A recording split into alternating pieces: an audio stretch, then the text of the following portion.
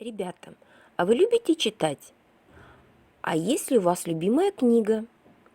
А как вы обращаетесь с книгой?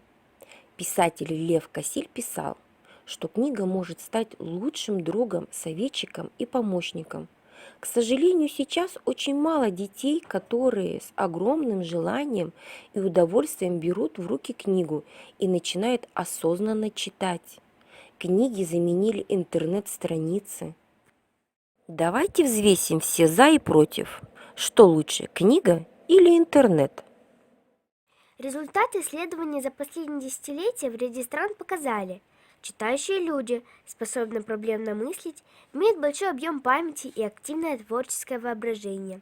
Лучше владеют речью, она выразительнее, строже и богаче по запасу слов, точнее формулируют мысли и свободнее пишут. Легче вступают в контакты и приятное общение, более критичны, самостоятельны в суждении и поведении. Чтение формирует качество наиболее развитого и социального ценного человека. Особенность чтения в отличие от восприятия таких видов культур, как телевидение, видео и другое.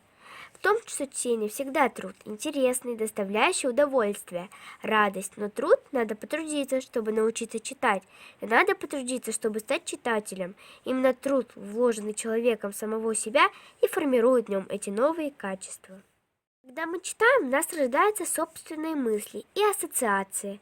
Книга как бы прорастает в нас. При каждом чтении она будто рождается заново. Нам не нужны импульсы извне. За каждой книгой стоит автор, но именно мы, читатели, вдыхаем в нее жизнь. Поэтому чтение не идет ни в какое сравнение с просмотром видео. Чтение требует больше активности, сотворчества, самореализации, чем просмотр фильма. Ведь в этом случае машина читает за нас. Конечно, дети 10-14 лет, испытывающие тягу ко всему новому, прогрессивному, связанному с техникой, предпочитают интернет. У него масса достоинств. Любую информацию можно получить за короткое время. Если она необходима на бумаге, то ее можно распечатать, не нужно идти в библиотеку и долго подбирать книги по интересующей теме.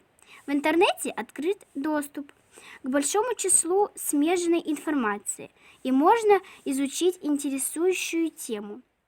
Он может предоставить книги в электронном виде. К сожалению, длительное сидение за компьютером и чтение с монитора вредят здоровью. Если вы часто пристраиваетесь с ноутбуком на диване, то это тоже вредит осанке и здоровью. Что же дает нам книга? Книга – это традиционный источник знаний. Ее можно взять в руки и насладиться типографским запахом. Посмотреть цветные иллюстрации. С книгой удобно прилечь на диван. Ее можно взять с собой в дорогу, несмотря на относительную дороговизну. Для многих книга остается по-прежнему более доступными, чем интернет. Книги можно коллекционировать. Почитать книгу можно в любое время, независимо от наличия компьютера и интернета.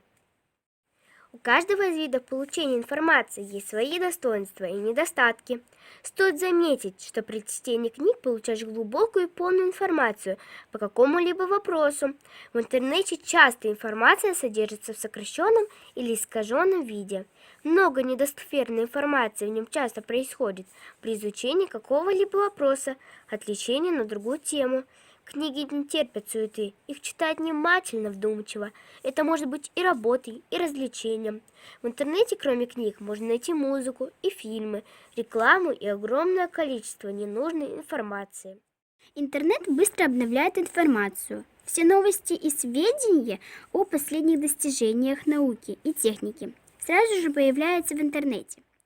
Книги содержат в большей степени базовые знания, учебную информацию, литературные и классические произведения. Интернет позволяет проходить обучение в онлайн-режиме.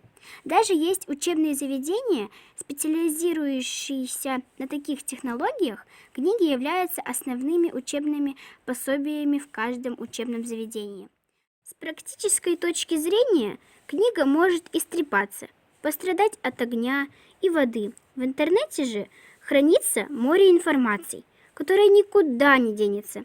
Даже традиционные библиотеки стали предоставлять электронные книги на своих сайтах. Все это удобно и интересно читателям. Что же можно сказать по поводу того, что лучше, книга или интернет? Хорошо и то, и другое. Просто нужно помнить, что книга– наш друг с юных лет, что именно она содержит более одухотворенную информацию, нежели интернет с мелькающими страницами сайтов, наполненных рекламой. Пользуйтесь и тем, и другим. Читайте понравившиеся вам произведения и получайте знания по школьным предметам и лучшим вопросам. Не нужно делать никаких исключений. Все, что может быть полезно нам, как читателям, нужно использовать для своего образования и личностного роста. Ребята, как вы думаете, вытеснит ли техника в ближайшем будущем книгу?